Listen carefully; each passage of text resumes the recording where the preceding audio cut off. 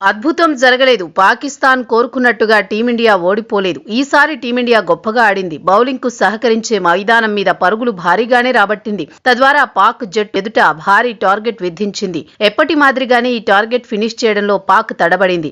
అంతేకాదు కేవలం 114 పరుగులకు మాత్రమే ఆలౌట్ అయింది. భారత్ చేసిన 175 పరుగుల లక్ష్యాన్ని కొండంత దూరంలో నిలిచిపోయింది.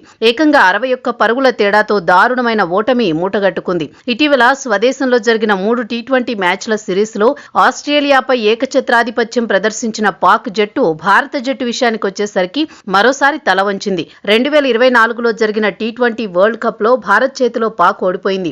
ఆసియా కప్ లో అయితే ఏకంగా 3 సార్లు ఓటమి పాలైంది. ఇప్పుడు టీ20 పాకిస్తాన్ వరల్డ్ కప్ లో మరోసారి ఓటమి చవి చూసింది. పాకిస్తాన్ జట్టు ఓడిపోయిన తర్వాత ఆ దేశపు అభిమానులు తీవ్రస్థాయిలో నిర్వేదం వ్యక్తం చేస్తున్నారు. ముఖ్యంగా ఒక అభిమాని మాట్లాడిన మాటలు ప్రస్తుతం సోషల్ మీడియాలో హల్చల్ చేస్తున్నాయి.